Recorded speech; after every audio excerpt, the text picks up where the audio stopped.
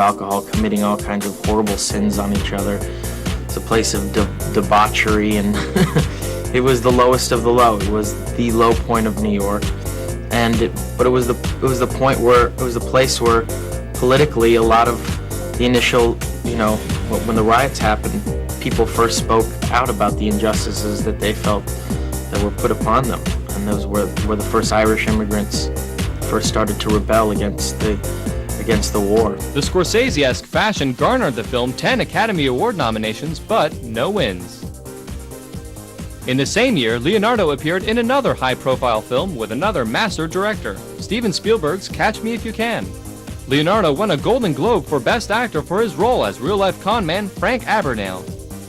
Leonardo's acting was even more impressive considering that he was sick with the flu for the majority of the fast-paced shooting schedule. The great thing about Leo is, sometimes, because we were moving the camera around pretty fast, we'd do a scene, and then we'd have about 10 minutes of light. Leo would just flop down, take a cat nap, get up, look really fresh. His mojo would be working, his endorphins kick in, and he's right there at the top of his game. And then he crashes again. The worst thing was how physically exhausting this film was. I mean, I was sick for a good 2 months because of the pacing of the film, but I think it was really important because it was very reflective of Frank's actual life. Although Leonardo himself was passed over by Quick and the Dead director Sam Raimi for the star role in Spider-Man, he was very content to watch his good friend Tobey Maguire become the web-swinging star himself. The two had risen through the ranks and remained good friends all the way through their careers. Leonardo was doing fine for himself anyway. He went on to be cast by his friend Scorsese as Howard Hughes in the biopic The Aviator. It went beyond my expectations. Really, I mean, to be able to capture a sort of mythic, mysterious figure and personality and multi-dimensional personality like Howard Hughes, there's so many different elements that can work against you. There have been many film attempts in the past to try to portray this man because of how interesting he is. And I think by being able to focus on his younger years, where you see an initial descent into madness, it's not the aftermath. You see a man that's the first American billionaire, the first a pioneer in the world of aviation, a huge, presence in Hollywood, the golden era of Hollywood, and making these, monumental epic films, coupled with the fact that he has an intense fear of microscopic germs that eventually made him a madman. All that was such a dynamic combination of things that could have easily gone wrong, but the movie went beyond my expectations, so I'm so proud. I'm very proud of it. But it was a lot of hard work getting there. It was, a long process. We had about a year of rehearsal time, which was very good because of the scope of the character in the movie. I met with doctors who specialize in obsessive compulsive disorder, and kind of lived with the man for a couple days who had OCD. Met Jane Russell, who worked with him, and Terry Moore, his ex-wife, and read everything I could, watched the footage, and really had marathon rehearsal periods with John Logan and Martin Scorsese. As his second film experience with director Martin Scorsese, Leonardo's admiration for the legendary director only deepened. You come in with your intention of a scene, and sometimes it could be completely turned around. He may have a completely different attitude, and you have to be prepared at any time to go with that. But really, the most amazing thing with him is his intense knowledge of movies and the history of cinema. Besides that, he has a genuine love for working with actors and making movies. It's a great passion of his life. Scorsese has a similar appreciation for his lead actor. Leonardo observed how his leading ladies were so motivated to work with Scorsese that they left nothing to chance. No, it's a cliche in Hollywood.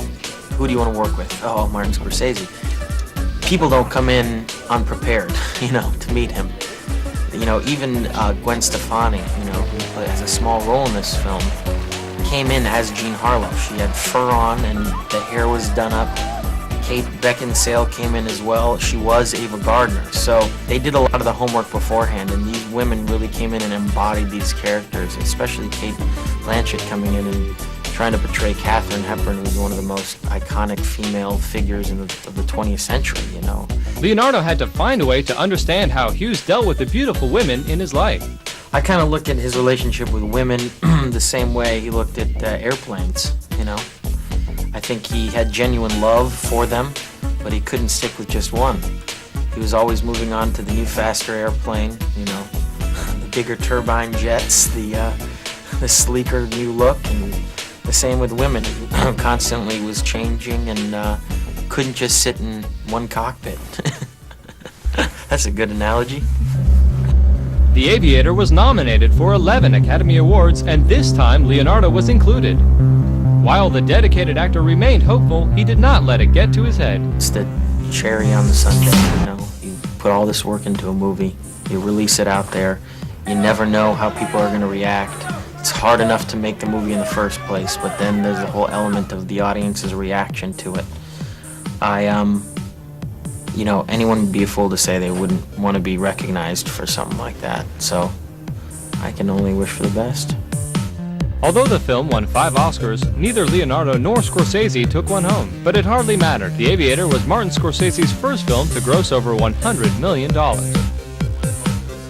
Scorsese had no hesitation in continuing the collaboration, and he cast Leonardo in his next film, The Departed. But it was almost Leonardo himself who became the departed when a crazy, disturbed woman at a party he was attending smashed a broken bottle at his neck.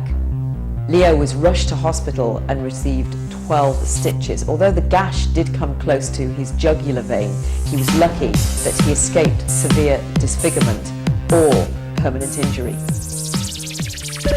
Originally inspired by the Thai nature reserve that served as the location for his film The Beach, Leonardo has really been persistent in his devotion to saving and protecting the environment. In 1998, the star formed the Leonardo DiCaprio Foundation to support a number of Earth-friendly causes. In 2000, he was invited to be the chair of Earth Day and took the opportunity to interview President Clinton on television about his environmental agenda. But Leonardo is not all business. He has had other passions in his life along with the environment. The Hollywood hunk has had an on-again, off-again relationship with the gorgeous Gisele Bündchen for over 5 years. Even after dating for so long, the stunning couple is not ready to commit, which should come as good news to the legions of love-struck DiCaprio fans. Leonardo has enjoyed the fruits of his hard work. His wealth and fame are at an apex, but deep down inside, he is still just a regular kid who grew up in Echo Park. What a lot of people don't realize is that I'm sort of cocooned in my environment at home, and I have my regime of things that I do, my family, my friends, places I go that have, you know, lived in the same place my whole entire life, and it's not always like how it's perceived, you know. I mean, most of the time when you know, focus on an actor's premiere time or movie time or media time, when a lot of attention is focused on you, but other than that, you know, with a good hat and glasses, I'm pretty much able to go wherever the hell I want.